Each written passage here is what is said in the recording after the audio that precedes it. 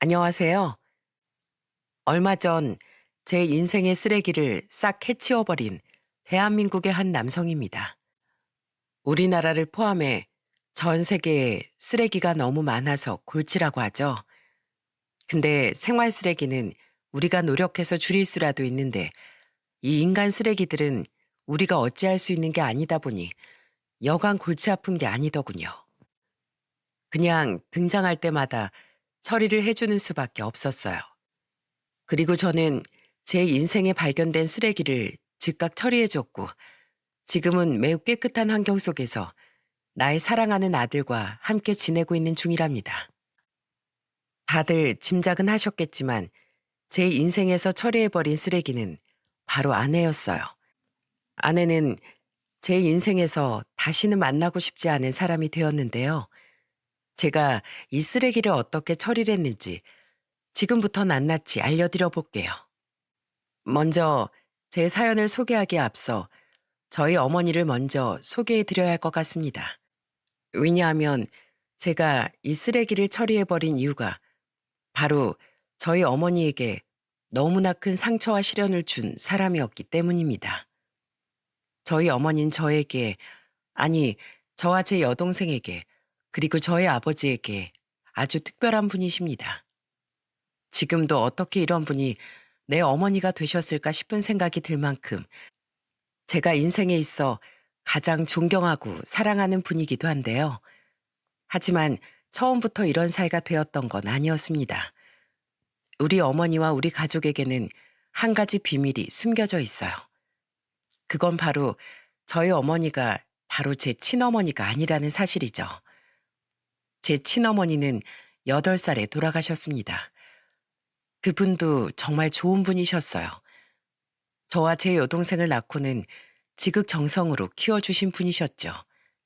하지만 선천적으로 몸이 많이 약해 항상 안방에 누워 계시는 모습을 많이 보여주셨어요. 저희가 유치원에 다녀오면 항상 어머니는 침대에 누워 계셨고 저희가 가방 풀고 배고프다고 하면 그제서야 겨우 일어나 간식을 챙겨주시는 그런 분이셨죠. 몸은 따라주지 않았지만 마음만큼은 어머니는 저희를 많이 아껴주셨기에 그 어린 나이에도 우리한테 충분한 사랑을 다 주지 못하는 어머니가 미웠던 적은 단 한순간도 없었습니다. 단지 저와 제 여동생은 그때까지도 어머니들은 항상 그렇게 누워서 지내는 거구나 라는 생각을 하고 있을 뿐이었죠. 하지만 어머니의 그런 약한 모습도 오래 볼 수는 없었어요. 왜냐하면 제가 8살이 되던 해 어머니는 돌아가셨거든요. 나중에 아버지께 들어보니 어머니는 암이셨다고 했죠. 그렇게 친어머니가 돌아가시고 나서 아버지는 많이 힘들어 하셨어요. 아버지 혼자서 일도 하면서 어린 우리 둘까지 키우는 게 보통 일은 아니잖아요. 그래서 어릴 때부터 저는 아버지를 대신해서 여동생과 함께 집에서 밥도 알아서 해먹고 아버지가 들어오시기 전까지 청소도 해놓는 등 보통의 어린애들은 잘 하지 않는 일들을 많이 하면서 지냈죠. 아버지로서 그 모습이 보기 안타깝기도 하고 또 아버지도 홀로 우리 두 남매를 키우는 게 힘들기도 하셨는지 제가 11살의 나이가 되었을 때 재혼을 하셨습니다. 재혼을 할 당시 아버지가 앞으로 우리가 어머니라고 불러야 할 사람이라고 하시면서 데리고 오는데 솔직히 그 어린 나이에도 당황스럽더군요. 그래서 처음부터 쉽사리 엄마라는 말이 나오지 않았어요. 제 여동생은 그래도 저보다는 좀 어렸기 때문에 엄마라고 잘 불렀지만 저는 어릴 때부터 철이 좀 일찍 들어서인지 엄마라는 소리가 안 나오고 어머니라고 불렀습니다.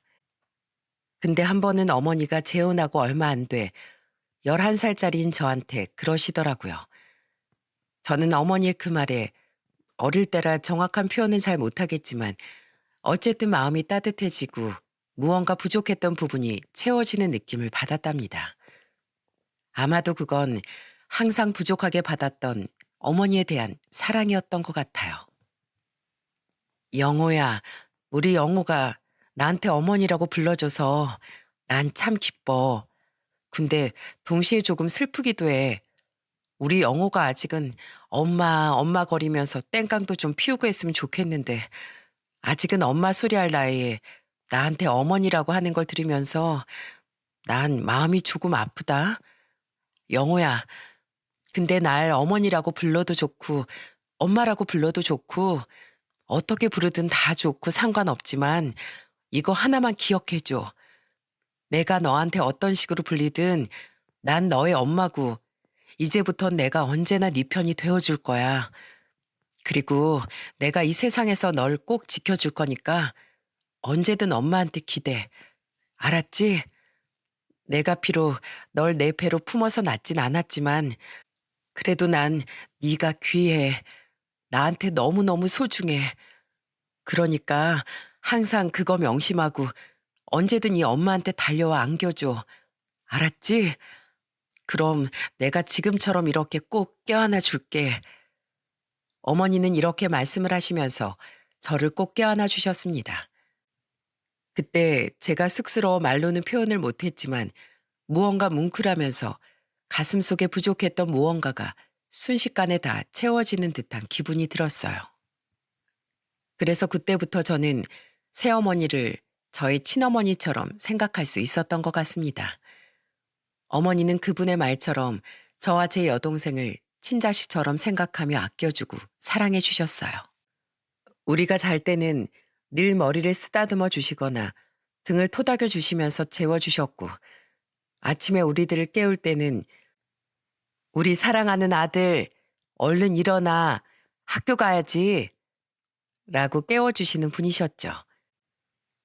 그럼 여느 집들은 다들 아침마다 전쟁통이라고 하는데 저희 집은 아니었어요. 항상 기분 좋게 깨어났고 기분 좋게 하루를 맞이할 수 있었습니다. 그리고 어머니는 우리 남매가 밖에서 엄마 없는 애들이라는 소리를 안 듣게 하기 위해 옷도 제일 좋은 것만 사서 입혀주셨어요. 본인 옷은 시장에서 아무 옷이나 사서 입더라도 저희 옷만큼은 항상 좋은 것으로 사다가 입혀주셨죠. 거기다가 늘 제 머리는 젤을 발라 옆으로 멋있게 넘겨주셨고 여동생은 머리를 엄청 예쁘게 화려하게 묶어서 등교를 시켜주셨던 분이셨답니다. 다들 그런 추억 하나쯤 있지 않으신가요? 어느 날의 환경과 그날의 날씨, 그날의 소음이 귀에 맴돌아 막 기분이 좋아지는 그런 추억 말이에요. 저에게는 그런 추억이 몇 가지 있는데 그 중에 하나가 바로 그때의 기억이에요. 아침에 저는 어머니가 골라주신 옷을 입고 머리는 젤로 멋지게 넘긴 후에 맛있는 아침을 먹고 있으면 어머니는 그때부터 동생 머리를 묶어주시는데 아침마다 동생은 늘 어머니한테 오늘은 어떤 머리가 하고 싶어요? 라고 주문을 넣었죠. 그날도 여동생은 어머니한테 엄마, 나 오늘은 공주머리 할래. 친구들이 공주머리 다 부러워해.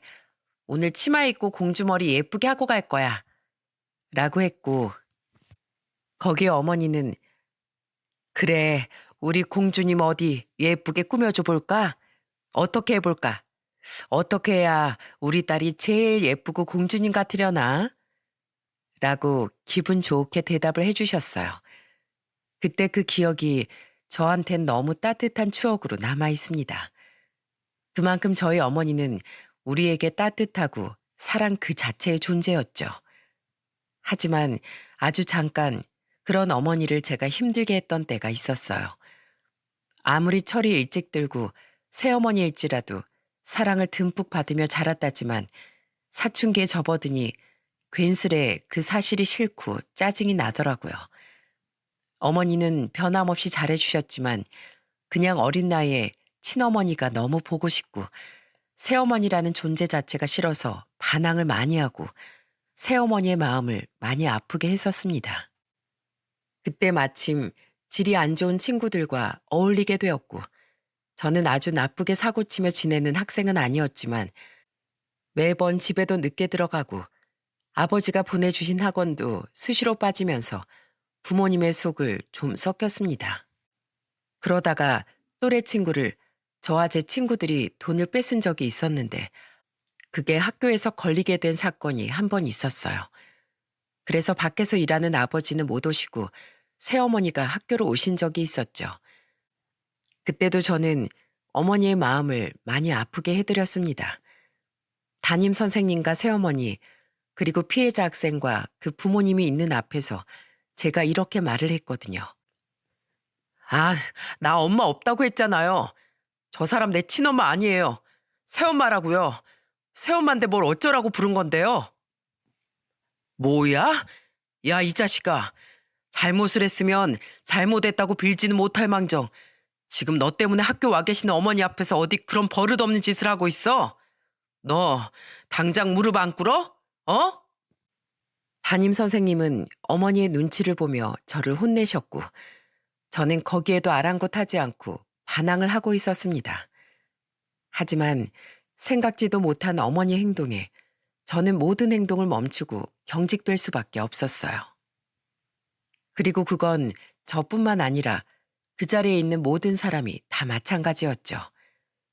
어머니가 하신 행동은 다름 아닌 피해 학생과 그의 부모님, 그리고 담임 선생님 앞에서 어머니가 무릎을 꿇고 사죄를 했기 때문이었습니다. 죄송합니다. 제가 대신 사죄드립니다. 예, 제가 우리 영호 친엄마가 아니에요. 하지만 영호 11살 때 만나 지금까지 단 한 번도 친자식이라고 생각 안 해본 적이 없었습니다. 그런데도 제 사랑과 노력이 많이 부족했나 봅니다. 제가 더 분발할게요. 제가 앞으로 더 잘 키워볼게요. 그리고 자식 교육 제대로 못 시켜서 죄송합니다. 제가 부족한 부모라서 그럽니다. 제가 더 노력하겠습니다. 한 번만 용서해 주세요. 부디 우리 영호 넓은 아량으로 용서해 주십시오. 제가 더 단속하겠습니다. 무릎에 고개까지 푹 숙이며 어머니는 진심 어린 사죄를 드렸고 거기에서 모든 사람들이 다 아무 말도 하지 못한 채로 정적만 흐를 뿐이었어요. 결국에 어머니의 진심 어린 사과와 보상으로 저는 용서를 받았지만 그때부터가 진짜 제 마음속에 무언가 돌덩이가 크게 얹혀 있는 것처럼 큰 죄책감을 느껴야 했습니다. 거기다 그날 바로 2차로 집에 가자마자 모든 사실을 다 알고 계시는 아버지가 집에 있는 몽둥이를 가지고 저를 막 때리려고 하는데 그때도 어머니가 대신 막아서던 거 있죠. 여보, 그만해. 영호 반성 많이 했어. 지금 학교에서도 잘못했다고 다 사과하고 오는 길이야.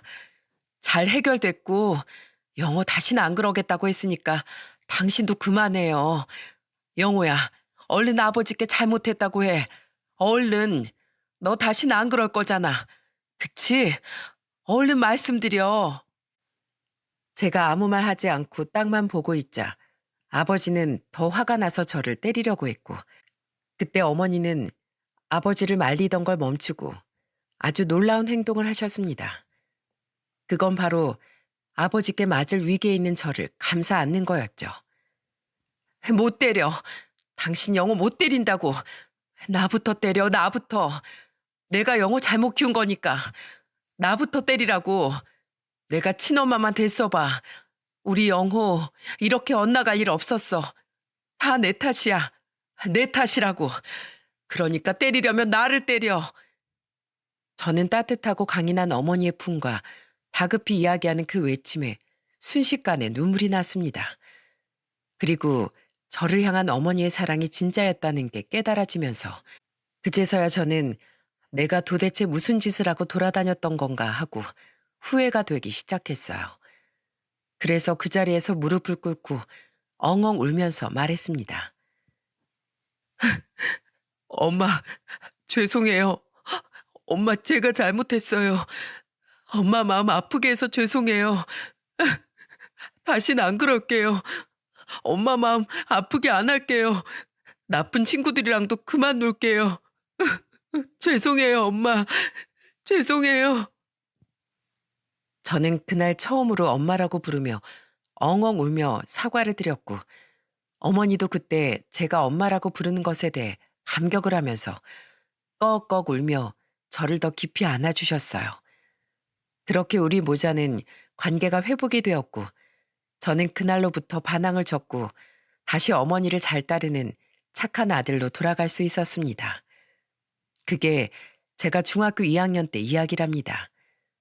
물론 크면서 저는 다시 어머니라고 불렀지만 한참 동안은 엄마라고 부르며 스스럼 없이 지냈습니다. 저는 크면서도 어머니의 도움을 정말 많이 받았어요. 고등학교를 졸업하기 전에 저는 유학이 너무 가고 싶었습니다. 근데 당시에 아버지가 반대를 많이 하셨어요. 너무 가고 싶어서 정말 매일같이 아버지를 설득했지만 도저히 들어지지가 않았죠. 근데 얼마 안 돼 저는 유학길이 결정되었습니다. 어떻게 된 거냐고요? 그날도 어머니가 어김없이 나서주셨거든요. 어머니는 제가 유학을 너무 가고 싶어 하니까 아버지를 같이 설득시켜주기 위해 유학 프로그램을 정말 촘촘하게 다 알아보고는 아버지에게 가지고 가 직접 설득을 해주셨어요. 그래서 덕분에 대학생 때부터는 공부할 수 있었고 그곳에서 박사 학위까지 따고 한국에 돌아와 대학 교수가 될 수 있었죠. 유학 시절에는 어머니가 틈틈이 와서 반찬도 만들어주고 뒷바라지를 다 해주셨어요. 제가 시험 기간에는 제 옆에만 붙어 있으면서 밥 해주고 빨래 해주고 청소해주며 케어를 다 해주셨죠. 덕분에 저는 성적도 좋게 대학을 졸업할 수 있었습니다. 한국으로 돌아와 대학 교수가 되었을 때 비록 초창기라 시간제 교수였어도 어머니는 눈물까지 흘리면서 기뻐해 주셨어요. 아이고, 장하다. 너무너무 장해, 우리 아들. 내 아들이 교수라니. 이 엄만 꿈만 같다. 정말 꿈만 같아. 앞으로도 탄탄대로 길만 걷자. 저는 그렇게 교수가 된 것만으로도 저는 어머니께 작지만 나름의 효도를 하게 된 것 같아 뿌듯했습니다. 그리고 남은 효도는 좋은 여자 만나 행복하게 잘 사는 모습 보여드리는 게 진짜 효도라고 생각했죠. 그리고 그때 마침 제가 대학 교수가 되자마자 지인을 통해 소개팅이 들어오길래 받았어요. 소개팅을 통해 제 아내를 만났고 아내는 활발한 사람이었죠. 성격도 좋아서 주변에 친구들이 많은 사람이었어요. 게다가 어른들한테도 잘하고 어른에 대한 공경심도 있는 사람인지라 제 어머니한테 잘하는 사람이었기에 더 마음에 들었습니다. 연애를 1년 좀 넘게 했는데 우리 어머니 아버지 생신도 다 챙기고 집에 행사가 있으면 같이 가서 음식 만드는 것도 거드는 등 싹싹하게 정말 잘해줬어요.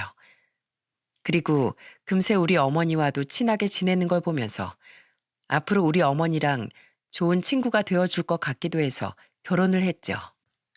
근데 막상 결혼을 하고 나니 결혼 전에는 볼 수 없었던 아내의 새로운 모습들을 보게 되었고 그 모습들은 무척이나 저를 당황스럽게 했어요. 왜냐하면 아내는 말을 좀 많이 개념 없이 하는 사람이었거든요.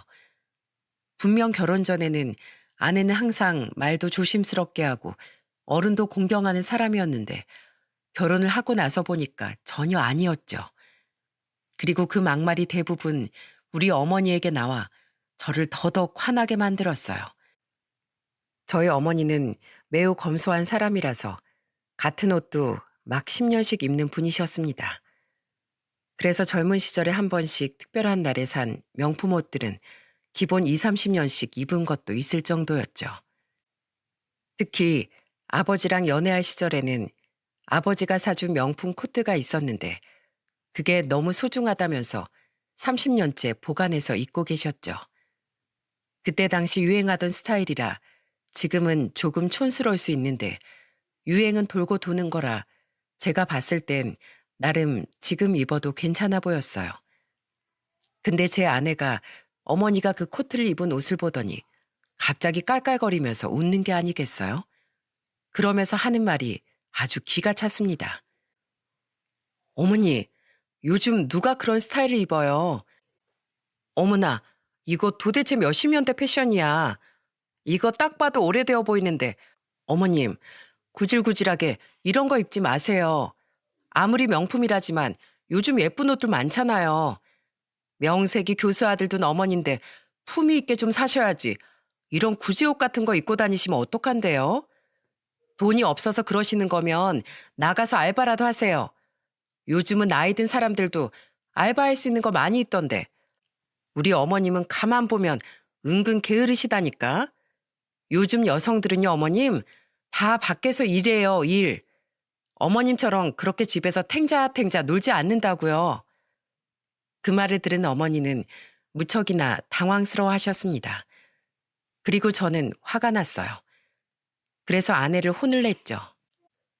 그리고 아버지도 그때 거기 같이 계셨었기에 함께 거들어서 아내를 혼을 냈습니다. 당신, 지금 시어머니한테 말하는 꼰세가 그게 뭐야? 저 코트, 아버지가 30년 전에 어머니 사드린 코트야. 너무 소중하다면서 지금까지 아껴 입으시는 건데 그걸 비웃으면서 깔깔거려? 그리고 당신이 뭔데 어머니한테 밖에 나가 알바를 하라 말아야? 어디서 배워먹은 버르장머리냐고. 당장 사과드려, 어서. 그래, 미야. 말 실수가 너무 크다. 전엔 안 그러더니 요즘 결혼해선 왜 이렇게 네 시어머니를 막대하냐? 친딸처럼 생각해 준다고 해서 너무 막 하는 거 아니냐? 당장 사과드려라. 네 남편 아니었으면 너 오늘 나한테 한 소리 크게 들었을 거다. 저와 아버지의 큰 소리에 아내는 갑자기 울먹거렸어요. 그러면서 하는 대답이 더 가관이었죠. 아니, 제가 뭐 나쁜 말 한 것도 아니고 있는 사실 그대로 말한 건데 왜 저한테 그러세요? 그럼 아버님도 어머님께 명품 옷 하나 새로 사주시지 그러셨어요. 아버님이 안 사주니까 어머님이 30년째 같은 옷만 입으시는 거 아니에요. 그리고 당신도 너무해. 죄송해요. 저 오늘 같이 외식 못 하겠어요. 집에 갈래요. 아내는 그렇게 말해버리고는 삐진 채로 집으로 가버렸어요. 그날은 부모님 모시고 밖에서 외식을 하려고 했던 거였는데 다 파토가 나고 말았던 거죠. 그날 이후로 집에 가서 얼마나 싸웠는지 모릅니다. 하지만 아내의 문제 행동은 전혀 개선이 되지 않고 있었어요. 제가 40대가 넘어간 이후 저는 드디어 대학교에서 정식 교수가 되었습니다. 제가 정식 교수가 된 건 처가나 저희 부모님이나 모두가 다 기뻐해 주셨지만 누구보다도 아내가 좋아했어요. 저는 아내가 좋아하길래 그걸로 됐다 싶었죠. 하지만 또 도를 넘어가 저를 분노하게 만들었습니다. 내가 정식 교수가 된 이후엔 점점 아내의 기고만장이 심해져만 갔어요. 저는 무슨 거의 자기가 교수가 된 줄 알았네요. 그렇게 점점 너무 행동이 삐뚤어져 간다 싶을 때쯤 저를 분노하게 만드는 일이 발생하고 말았어요. 어느 날은 아내가 자기 친구들을 데리고 와서 제가 정식 교수가 된 걸 축하하는 자리라면서 집안에서 술자리를 만들었더라고요. 저도 모르는 축하 파티였는데 퇴근하고 와보니까 아내가 친구들을 불렀다면서 집에 같이 있었던 거였죠. 너무 당황스러웠지만 이미 벌어진 일이기에 저는 재밌게 놀다 가시라고 할 참이었습니다. 그리고 몇 개 배달 음식이라도 더 시켜주려고 했죠. 근데 거기에 전혀 생각지도 못한 인물이 있었어요. 그건 바로 저희 어머니였습니다. 저는 당황스러워서 물었어요. 아니, 어머니, 여긴 왜 계세요? 어쩐 일이세요, 저희 집에는? 아, 아니, 애미가 오늘 너 교수 된 거 축하하는 자리 만들었다면서 파티 음식 만드는 것 좀 도와달라고 하더라고. 그래서 왔지. 네? 아니, 음식 만드는 걸 도와달라고 했다고요? 저 사람이요? 저는 이미 어머니의 대답에 어이가 없었는데 그 뒤에 이어져 오는 아내 행동에 더 어이가 없었습니다. 왜냐하면 정작 아내는 친구들이랑 거실에서 놀기 바빴거든요. 어머니 혼자 고군분투하면서 주방을 왔다 갔다 하며 떨어진 음식들을 채워주기에 바빴습니다. 그 모습을 가만히 보고 있다가 저는 너무 화가 나서 아내를 주방으로 불러 어머니가 있는 앞에서 이게 어떻게 된 거냐고 따지듯 물어봤어요. 당신, 이게 지금 뭐 하는 짓이야? 어머니가 무슨 가정부도 아니고 왜 이런 날 불러서 어머니를 부려먹어? 근데 이때 제가 화가 난 걸 눈치 못 챈 아내가 더 황당한 짓을 하더라고요. 어머, 여보, 부려먹다니. 부려먹는 게 아니라 어머님한테 당신 교수 된 거 축하하는 자리 만들려는데 음식 만드는 걸 좀 도와달라고 한 것뿐이야. 어머님, 근데 음식이 좀 대체적으로 짜요. 간 좀 싱겁게 해주세요. 그리고 술이 좀 떨어져서 그러는데 밖에 나가서 술 좀 사다 주세요. 제 친구들은 맥주랑 소주 꼭 섞어 마시는 애들이니까 적당히 반반씩 개수 만들어서 사오시고요. 돈은 이거 카드 쓰세요. 그리고 간 김에 어머님 먹고 싶은 것도 슈퍼에서 대강 좀 사와서 드세요. 아님 여기 음식 드셔도 되고요. 아니지, 좀 모자리려나? 암튼 좀 적당히 알아서 하고 계세요. 얼른 슈퍼 먼저 다녀와 주시고요. 여보 뭐해? 나가자. 얼른 친구들 기다려. 저는 아내의 행동을 보면서 어이가 없었습니다. 정말 이 상황에서 할 말이 떠오르질 않아 화가 난 채로 쳐다보고 있으니 눈치 없는 아내는 더 가관인 짓을 하던 거 있죠? 아차차, 내 정신 좀 봐. 그리고 이건 이따가 제가 취해서 까먹을까봐 미리 드리는 거예요. 이거 오늘 저희 음식 만들어준 값이에요, 어머니. 이렇게라도 알바비 버니까 좋으시죠? 20만 원 넣었으니까 반나절 일당치곤 엄청 센 거예요. 제가 진짜 잘 쳐드린 거라고요. 출장 서비스 부르는 것보다 훨씬 좋게 드렸으니 남은 시간도 잘 좀 부탁드려요. 얼른 술 사다 주시고요. 아, 여보, 뭐해? 얼른 나가자니까. 아내는 눈치도 없이 제 팔을 잡아 끌고는 거실로 데리고 나가려고 했습니다. 저는 그 팔을 바로 뿌리치고는 당장 거실로 나가서 아내가 생각지도 못한 짓을 저질렀어요. 그건 바로 상을 다 뒤엎어버리는 거였죠. 그리고 소리쳤습니다. 당신들 다 나가. 내 집에서 당장 나가. 내가 언제 당신들 초대했어? 당장 내 집에서 나가라고. 그리고 당신 감히 우리 어머니를 종부리듯 부려먹어? 당신 내가 어머니 모셔다 드리고 오는 동안에 집 싹 치워놔. 이거 안 치워놓으면 남은 집안 살림 다 뒤집어 엎어버릴 테니까 그 꼴 볼 자신 있으면 어디 가만히 있어봐. 저는 이렇게 말하고는 벙쪄 있는 아내와 그 친구들을 뒤로하고는 어머니 손을 잡고 나가버렸습니다. 그리고 저는 집에 돌아와서는 쥐잡듯이 아내를 잡아버렸어요. 도저히 그냥 넘어갈 수 있는 수준이 아니었거든요. 결국 그 뒤로 아내는 자기 잘못을 알고는 저희 어머니에게 직접 찾아가서 사과를 드렸죠. 어머님, 죄송해요. 제가 생각이 짧았어요. 전 그저 진짜로 단순히 도와달라는 마음뿐이었는데 기분 나쁘셨다면 죄송합니다. 다신 안 그럴게요. 그래, 뭐 그럴 수 있다. 근데 조심은 해야겠더라, 아가. 내가 널 정말로 친딸로 생각하고 받아들이긴 했다만 내 딸도 나한테 그렇게 나네. 나 네 시애미지 네 종이 아니다. 다신 그러지 마라. 그리고 그날 나한테 준 돈 내가 경황이 없어서 네가 그날 주머니에 막 꽂아 넣어놔서 빼는 걸 깜빡하고 가지고 왔는데 다시 돌려주마. 그리고 다신 이런 짓 하지 마라. 그럼 그땐 나도 너한테 정말로 화낼 거야. 알았니? 네, 네 어머님 다신 안 그럴게요.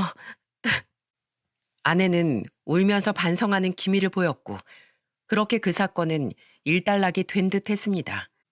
근데 역시나 사람 성정이 어디 그리 쉽게 바뀌나요? 얼마 못 가서 또 아내는 입방정을 떨어댄 사건을 버리고 말았어요. 저에게는 동생이 여동생 말고 한 명 더 있었어요. 바로 새어머니와 아버지 사이에서 태어난 막내 아들이 있었죠. 근데 제 막내 남동생은 정말 그렇게 표현하고 싶지 않았지만 망나니 중에 망나니였습니다. 어릴 때부터 나쁜 친구들이랑 몰려다니길 좋아했는데 커서도 일은 제대로 안 하면서 맨날 남들 돈 뜯어먹으면서 이리저리 사고치고 다니는 놈이었어요. 그때 당시도 또 막내 아들이 사고를 쳐서 어머니가 힘들어하셨는데 거기에다 대고 아내가 막말을 시전했죠. 어머님, 그러니까 자식 농사를 잘 지으셨어야죠. 자식을 보면 그 부모를 안다고 그랬어요. 다 그게 어머님 업보인 거예요, 업보. 우리 아들 보세요. 우리 하민이는 유치원에서 벌써부터 선생님들이 모범생 낳았다고 나중에 의사 되겠다고 난리라니까요. 그게 다 누구 업보겠어요? 제 업보지. 그러니까 어머님, 뭐가 잘못됐나 좀 돌아보세요. 다 어머님한테 문제가 있어서 그런 거예요. 막내 도련님이 괜히 그러는 게 아니라고요. 아내의 말을 듣는데 그때는 여동생이 옆에 같이 있다가 그 말을 듣고는 노발대발 화를 막 냈습니다. 언니, 말이 너무 심한 거 아니에요? 우리 엄마가 뭘 잘못했다고요? 막내 걔가 철이 없어서 지 멋대로 저지르고 다니는 일을 왜 우리 엄마 탓을 해요? 그리고 하민이가 착한 게 왜 언니 업보예요? 내가 봤을 땐 우리 오빠 업보예요. 내 생각에 하민이는 언니 따라 살잖아요? 입방정 때문에 대번에 인생 망할 팔자예요. 알아요? 제발 그 입방정 좀 떨지 마요, 언니. 입으로 흥한 자, 입으로 망해요. 알아요? 어머나, 아가씨, 말이 너무 심하잖아요. 당장 저한테 사과하세요. 어머, 진짜 위아래도 없나? 당신이 잘못했는데 뭘. 제발 그 입 좀 조심해. 어머니 지금 막내 때문에 심란해 하시는 거 보면서 그딴 소리를 해? 제발 정신 차려. 당신 언젠가 진짜로 내 동생 말대로 그 입방정 때문에 인생 망해. 알아들어? 저까지 아내를 나무라면서 나서자 셋의 대화가 격해지기 시작했습니다. 그랬더니 그때 어머니가 나서더라고요. 얘들아, 그러지 마. 애미 말이 맞다. 나한테 문제가 있으니 자식이 그럴 수 있는 거지. 그래, 내가 자식을 다 잘못 키운 탓이야. 내가 못난 애미라. 그래서 막내가 지금 저렇게 엇나가는 것 같다. 참, 이걸 어쩌면 좋을꼬. 난 이만 들어가 보련다. 괜히 나 때문에 싸우지들 말고 너네도 나 걱정 말고 이제 그만 집으로들 가서 쉬어라. 어머니는 시무룩한 채로 방으로 들어가셨어요. 저는 그날 집으로 돌아가서 아내와 대판 싸웠고 그 일로 인해서 한 일주일 동안을 냉전인 상태로 보냈죠. 그러다가 어머니 생신 때는 더 어이없는 일이 기다리고 있었습니다. 아내가 웬일로 어머니 생일 선물이라면서 쇼핑백을 한 보따리 가지고 부모님 집으로 가더라고요. 가면서는 콧노래까지 부르길래 저는 오늘따라 왜 이렇게 기분이 좋은가 했어요. 그러면서 집으로 가자마자 어머니한테는 생신 선물이라며 온갖 유세를 떨면서 드리더라고요. 어머님, 생신 축하드려요. 이거 제 선물이에요. 진짜 저 이거 한 보따리 준비하느라 힘들었어요. 이번에 좀 노력했네요, 제가. 그쵸? 어서 풀어보세요. 제가 어머님 드리려고 옷 잔뜩 준비했어요. 맨날 어머님 옷 후줄근한 거 입고 다니셔서 제가 영 마음에 걸려서 이번에 한번 준비해 본 거예요. 얼른 풀어보세요. 아내의 말을 들으면서 우리는 다 웬일이냐는 표현을 하면서 한껏 기대를 하며 그 선물을 풀어보시라고 했어요. 어머니도 기대를 하며 가족들 앞에서 그 선물을 풀어보셨고 이내 우리는 아내 빼고 그 자리에 있는 모두가 다 경악을 해야 했습니다. 왜냐하면 그 옷의 정체가 우리를 경악할 수밖에 없게 만들었거든요. 옷은 새 옷이 아니었고 헌옷도 그런 헌옷이 없겠다 싶을 정도로 완전히 거적대기 같은 옷이었는데 공짜로 줘도 안 입을 만한 옷들이었습니다. 근데 거기에서 낯익은 옷이 몇 개 있길래 제가 물어보니 아내가 대답하는 그 옷의 정체를 알고 나서 모든 가족이 다 분노를 하게 되었죠. 그 옷의 정체는 바로 아내가 집에서 입지 않는 버리려고 모아둔 자기 옷이었던 거였어요. 당신 미쳤어? 어디서 당신이 입던 거, 그것도 이 거적대기 같은 것들을 가지고 와서 생신 선물이라고 들이밀어? 아니, 어머님 옷 오래된 것도 잘 입으시잖아.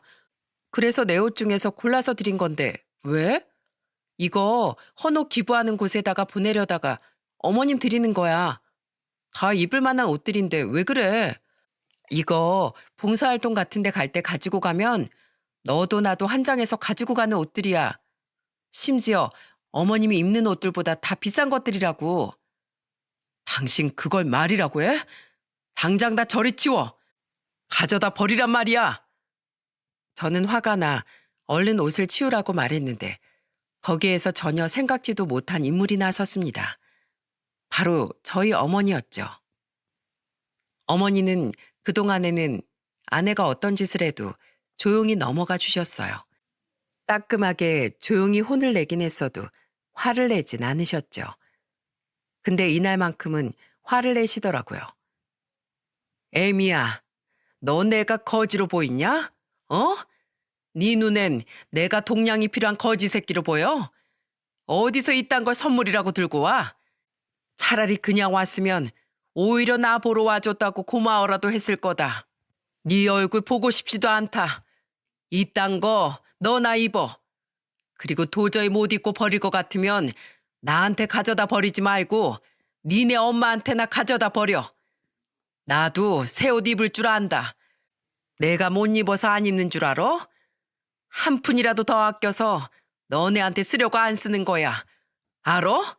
네 자식 옷이며 신발이며 내가 사다 주는 것 중에 하찮은 게 있디? 어? 너 그러는 거 아니다. 정말 그러는 거 아니야. 어머니는 처음으로 아내에게 화를 내셨어요. 그때 아내는 자기 시어머니의 처음 보는 모습에 깜짝 놀랐는지 딸꾹질까지 하더군요. 그러더니만 다시 본래 모습으로 돌아와서는 되려 서운하다고 말해버리고는 나가버리던 거 있죠? 참 기가 찼습니다. 내 아내지만 정말 싫더라고요. 내가 왜 이런 아내와 살아야 하는 건가 골이 다 아플 지경이었어요. 하지만 그건 아무것도 아니었죠. 왜냐하면 진짜 사건은 그 뒤에 일어났거든요. 또 그렇게 어머니의 생신이 안 좋게 넘어가게 되고 둘의 냉전이 이어지면서 명절이 다가왔습니다. 그리고 그날 결정적인 사건이 터져버렸죠.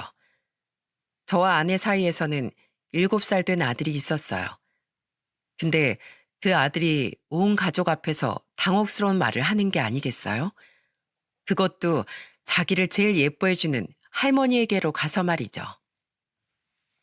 할머니, 있잖아요. 계모가 뭐예요? 계모가 누구예요? 엄마가 계모 주제에 시어머니 대접받고 싶은가 보네. 라고 했어요. 엄마가 막 화내면서 그랬어요. 엄마는 잘 싸우나 봐요. 엄마가 맨날 계모 싫다고 제발 이 집에서 떠나버렸으면 좋겠다고 했어요. 뭐라고? 하민아, 엄마가 그랬어? 네 앞에서? 너한테 그런 말을 했어? 아니요. 나한테 그런 게 아니라 엄마 친구랑 통화하면서 그랬어요. 계모가 꼴 보기 싫대요. 빨리 죽어야 엄마가 편하게 살 것 같다고 했어요. 엄마가 그 말할 때 눈이 막 악당 같아 보였어요. 막 화냈어요.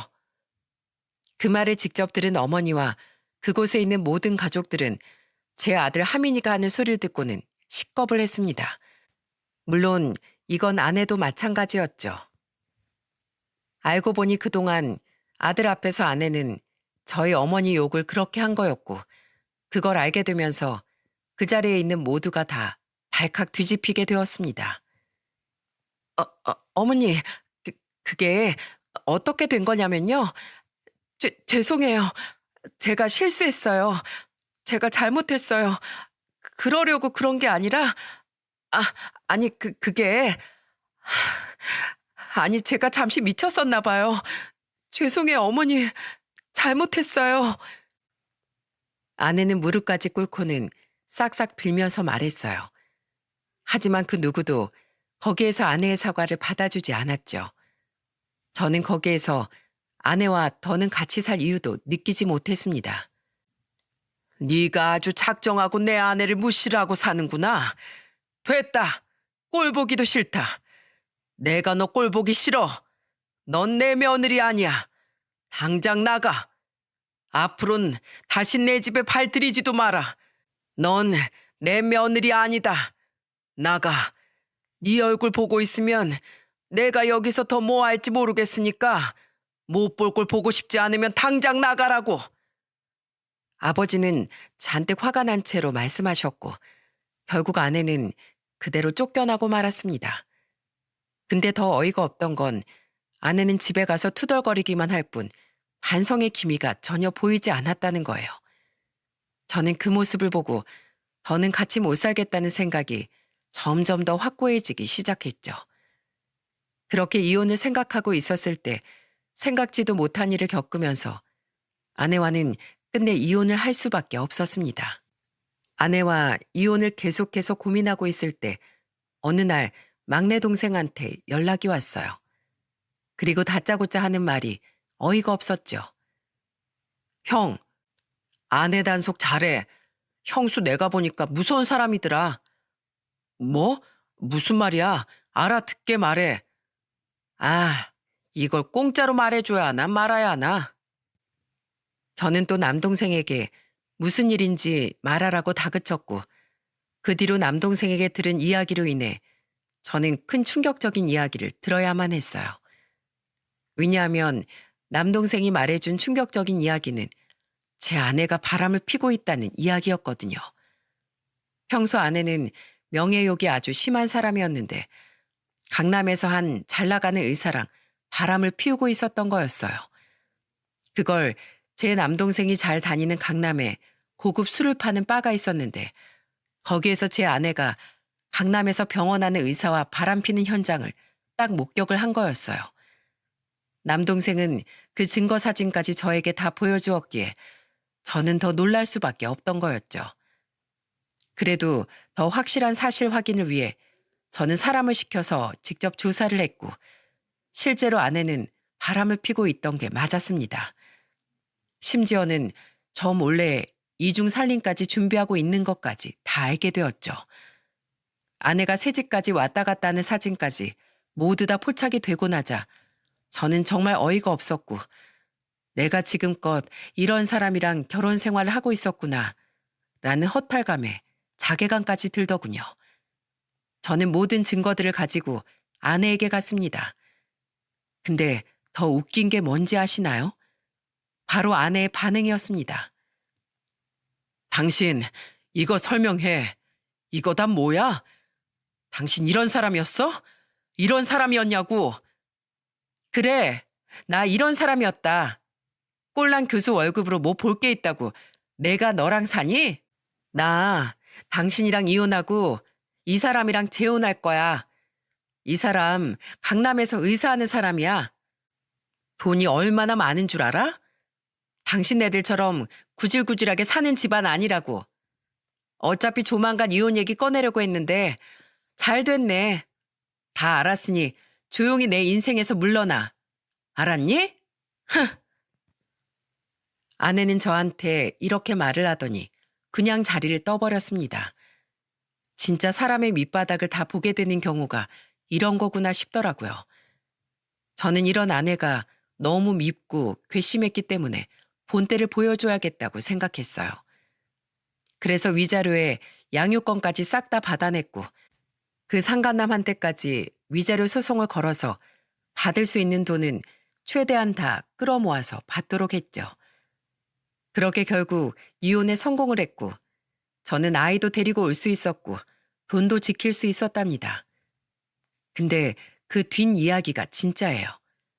저는 그날 아내가 이혼하기 전 마지막 만남에서 사람의 밑바닥을 다 봤다고 생각했는데 그게 아니었습니다. 진짜 밑바닥은 그제서야 나왔거든요. 제가 집에서 아들과 함께 있는데 저에게 전화가 왔습니다. 바로 아내였어요. 무슨 볼 일이 남았나 싶어서 일단 받았는데 진짜 웃음소리를 들어야 했죠. 여보, 전화 받았네? 여보 있잖아. 나 좀 용서해 주라. 우리 하민이는 잘 있어? 지금 옆에 있지? 우리 하민이 나 안 보고 싶대? 여보, 내가 진짜 미쳤었어. 내가 당신이랑 하민이를 두고 무슨 짓을 한 건지 모르겠어. 나 그 인간이랑 헤어졌어. 나 다신 그 의사놈이랑 안 만날 거야. 그러니까 우리 다시 합치자, 여보. 어? 제발, 나 지금 당신이 너무 필요해. 우리 하민이가 너무너무 보고 싶어. 뭐라는 거야, 이 여자가? 그렇게 그 돈 많은 의사가 좋다고 쫓아갈 땐 언제고, 이제 와서 용서해달래? 우리 집 구질구질해서 싫다며? 아니야, 그건 내가 진짜 미쳐서 그랬던 거야. 나 실은 당신이 너무너무 필요해. 그게 있지. 그 인간 진짜 나쁜 놈이었어. 내가 당신한테 줄 위자료랑 양육비까지 줘야 한다니까 바로 날 버리는 거 있지? 그리고 내가 빚이 좀 있어. 그것도 나 정말 억울해. 어떻게 보면 그거 다 당신 때문이라고. 당신 동생이 내가 바람 피는 거 알고 나서 증거사진 찍어서는 당신한테 다 보여줄 거라면서 협박했어. 그래서 자기 입막음 하고 싶으면 돈을 내놓으라고 그랬다고. 처음엔 1,000만 원, 그 다음엔 800만 원. 그렇게 조금씩 해서 가지고 간 게 5천만 원이야. 그게 말이 돼? 나한테 그 돈이 다 어딨어. 다 대출받아서 줬는데 마지막엔 내가 진짜로 없다고 하니까 나 골탕 먹인다고 당신한테 쪼르르 가서 다 밝힌 거라고. 이러니까 다 당신 때문이지.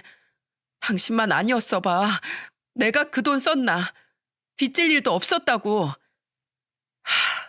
이야, 네가 아직도 정신을 못 차렸구나. 저기요, 애 보기 창피하지도 않으세요? 하민이가 당신 뭘 보고 배우겠어? 나 진짜 당신이랑 이혼하길 잘했다. 우리 하민이 이런 걸 못 보게 해서 정말 다행이야. 이 봐요. 당신이 바람만 안 피웠어도 당신 이렇게 인생 망하지 않았어. 그게 다 당신 업보인 거야. 알아? 자기 인생 자기가 다 망쳐놓곤 어디다 대고 내 탓이래. 제발 정신 차려. 그리고 인생 똑바로 살아. 다시 한 번만 더 나한테 전화해서 쓸데없는 소리 해봐. 진짜 가만 안 둬? 저는 이렇게 이야기를 하고는 전화를 끊어버렸습니다. 근데 그 이후에 제가 전화를 받지도 않고 안 만나주니까 저희 부모님한테까지 찾아갔더라고요. 아버지 말로는 어머니 다리를 붙잡고는 당신 막내 아들 때문에 빚졌으니까 그거 다 돌려달라고 아주 생떼를 부렸다고 하더군요. 그래도 안 통하니까 그때부터는 싹싹 빌기까지 했다는데 저희 어머니도 옛날 같았으면 그 빚도 다 갚아주시고 어떻게든 아내한테 돈을 주려고 하셨을 테지만 워낙에 아내에게 당한 것도 많았고 막내 동생도 더 사고치는 거 수습해줬다간 인생을 더 개차반으로 만들게 될 것 같아서 일절 아무것도 안 해주셨다고 하더라고요. 그래도 막 생떼를 부리면서 아예 그 자리에 들어눕기까지 한 아내 때문에 결국엔 경찰을 불러 내쫓아버렸다고 하셨어요. 정말 그야말로 완전히 망해버린 한 여성의 인생이었습니다. 그 뒤로는 아내는 결국 저에게는 이혼을 당하고 그 의사 남자친구에게는 버림을 받은 채로 남은 거라곤 어마어마한 빚밖에 없었어요. 지금은 빚쟁이가 되어 친정 부모님 집에 지내면서 빚만 갚으며 생활을 하고 있는 듯 하더라고요. 그리고 자신도 당한 게 억울했는지 자기도 내 막내 동생에게 당했기에 협박에 사기죄로 막내 동생을 고소했었죠. 하지만 돈을 돌려받고 싶어도 동생이 이미 돈을 다 써버린 상황이었기에 돌려받을 수가 없었습니다. 그대로 날려버리게 된 거죠. 그 뒤로는 남동생이 또다시 부모님이나 저나 여동생한테 법적인 처벌을 면할 수 있도록 돈을 달라고 했지만 둘이 문제를 일으킨 거니까 둘이 알아서 해결을 하라며 누구 하나도 도와주지 않았습니다. 결국엔 그래서 협박죄로 법적인 처벌을 받게 되었어요. 저는 이혼을 하고 나서 아이와 같이 부모님 집으로 들어가서 사는 중입니다. 아내가 찾아오기 전까진 집 문제가 해결되지 않아 따로 지내고 있었는데 지금은 원래 살던 집을 다 처분하고는 부모님과도 새로운 집으로 이사를 가서 잘 지내고 있는 중이에요. 제 아들 하민이는 엄마 없이도 잘 지내고 있고 대신 여동생이 틈틈이 와서 조카들이랑 같이 놀러도 가면서 잘 돌봐주고 있는 중이죠.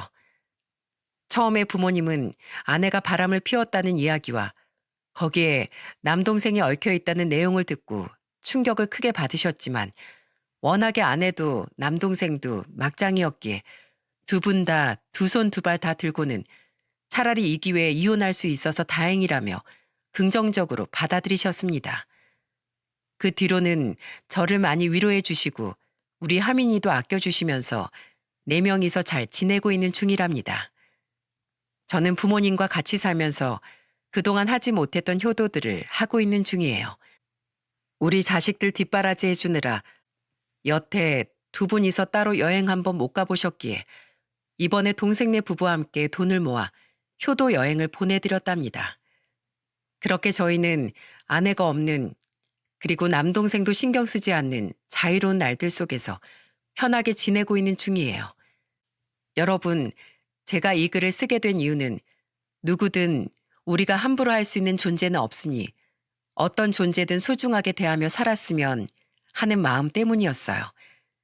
제 사연을 통해 혹시라도 지금 누군가에게 무시를 당하고 있다면 위로를 받으시고 반대로 누군가를 무시하고 계시다면 그게 다 자신에게 험하게 돌아올 수 있으니 지금이라도 돌이키셔서 상대방과 잘 지내셨으면 좋겠습니다. 저도 이번 일을 통해 더 상대방을 존중하고 더 귀하게 여기는 마음을 가져야겠다는 교훈을 얻게 되었어요. 그리고 우리 하민이 역시 그런 훌륭한 어른이 될 수 있도록 앞으로 싱글파파로서 잘 키워볼 생각입니다. 부디 저와 하민이의 인생을 응원해 주세요. 감사합니다.